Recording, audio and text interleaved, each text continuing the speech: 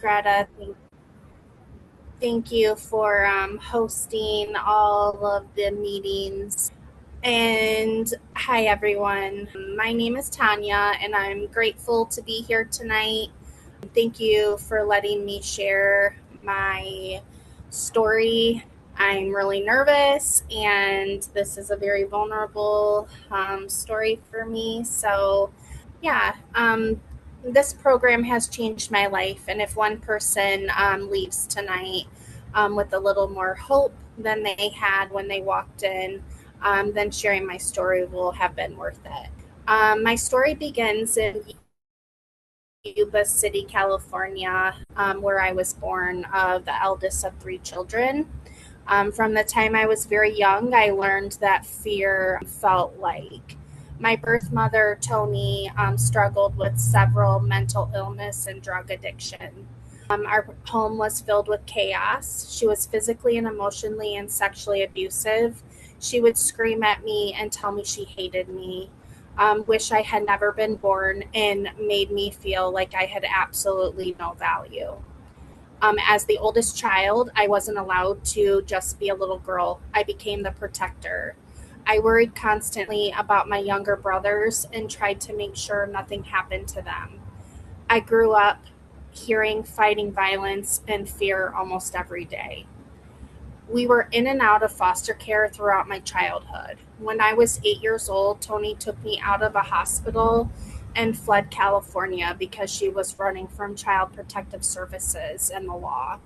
She brought us to Michigan, hoping no one would find us. About 6 months later, she was arrested for prostitution, and my brothers and I were taken into foster care once again. Sadly, foster care wasn't always safe. I experienced physical and sexual abuse in several foster homes. Every time I was moved, another piece of me believed the lie that I wasn't worth loving, worth keeping, or worth choosing. Those lies stayed with me for decades. When I was 13 years old, my life changed forever. I was adopted by the most amazing woman I have ever known. She became my mom. She loved me in a way I had never experienced before. She gave me stability, she gave me kindness, she gave me unconditional love. For the first time in my life, I knew what it felt like to belong somewhere. But trauma doesn't disappear simply because someone loves you. Even though my mom loved me with all of her heart, I didn't know how to receive that. I distrusted people. I expected everyone to leave. I carried anger everywhere I went. I lived with anxiety every single day. I never really believed I belonged. When I was 16 years old, I told my mom that I was gay. She struggled with that and she asked me to leave our home. In that moment, every feeling of rejection from my childhood came rushing back. Every lie that had been planted in my heart suddenly felt true again. For years, we barely spoke. As an adult, I found myself repeating unhealthy patterns.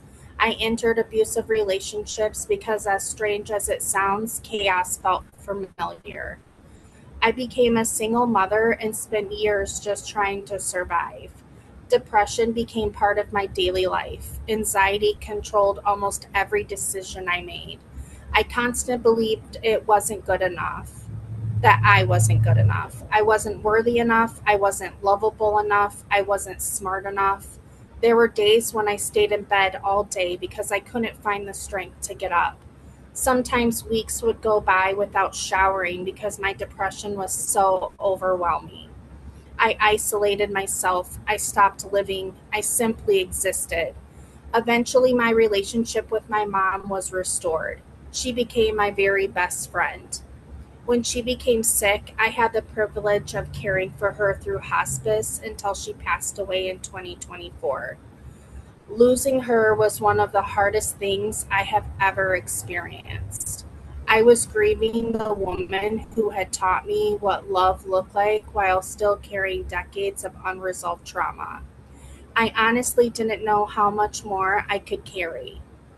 My counselor suggested I attend Emotions Anonymous.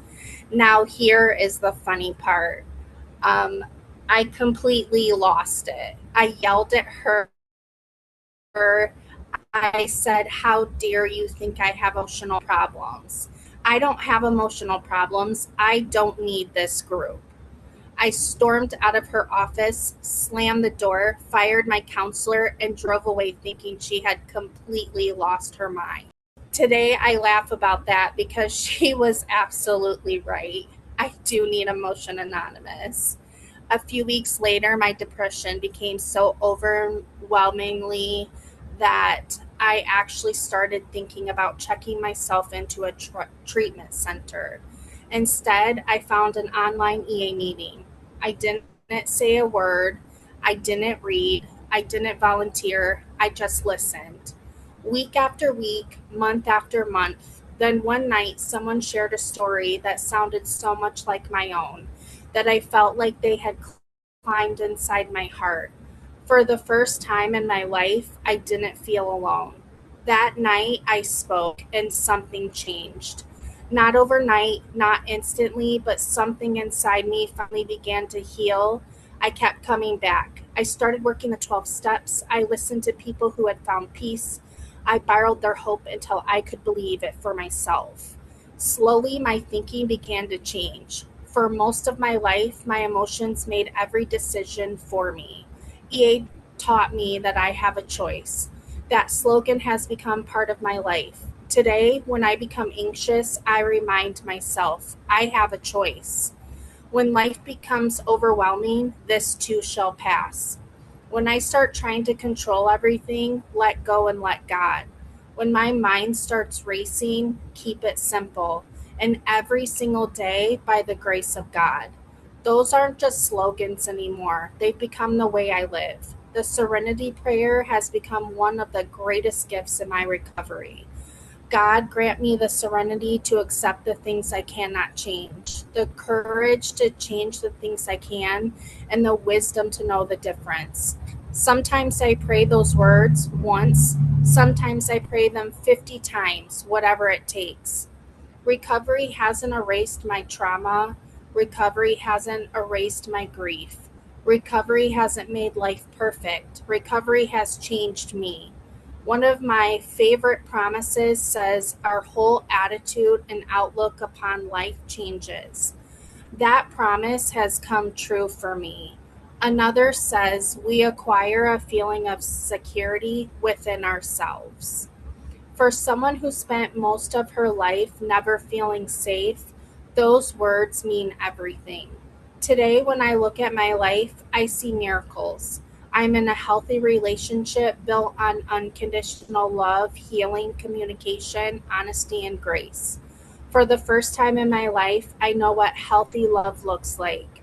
We aren't perfect, but we communicate. We support one another. We grow together. That is something I never imagined possible. I'm also the mother my children deserve. For years, I was terrified that my trauma would define the kind of parent I became. Today, recovery has taught me to pause before reacting, to apologize when I'm wrong, to communicate instead of shutting down, to be emotionally present. Today, I enjoy spending time with my family. I laugh with them. I make memories with them. I want to go places. I want to express. I want to experience life with them. That may sound ordinary, but for someone who spent years lying in bed wondering if life was worth living, that is a miracle. Recovery has also given me the courage to believe in myself. For years, I dreamed of becoming a children's book author. I had stories in my heart, but I never believed I was good enough. That old voice also whispered, "Who do you think you are? No one will like your books. You're not good enough." Because of recovery, I stopped believing that voice. Today, I have published several children's books that help children understand belonging, grief, emotions, acceptance, and love. Those books were born out of my own healing. If it weren't for EA, I honestly don't know if I would have ever believed in myself enough to publish them. Another dream is almost becoming a reality. I am only 4 classes away from earning my bachelor's degree. The old Tanya would have quit. she would have convinced herself she wasn't smart enough. Recovery reminds me I have a choice. So today, I choose courage instead of fear. I choose progress instead of perfection. I choose hope instead of despair. I choose to keep going by the grace of God, one day at a time. For most of my life, I believed I wasn't enough. Today, I know what my worth has never been determined by what happened to me.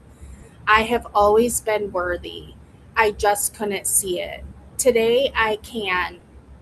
If you're new tonight, if you're sitting quietly wondering if this program can really help you, I want to tell you that I once sat exactly where you are. I didn't think I belonged. I didn't think I needed EA. I thought everyone else had emotional problems, not me. Today, I can't imagine my life without this program. EA has given me friendships. EA has given me purpose. EA has given me peace. I attend meetings almost every day. I chair meetings, I host meetings, I participate. I have become part of this beautiful EA family.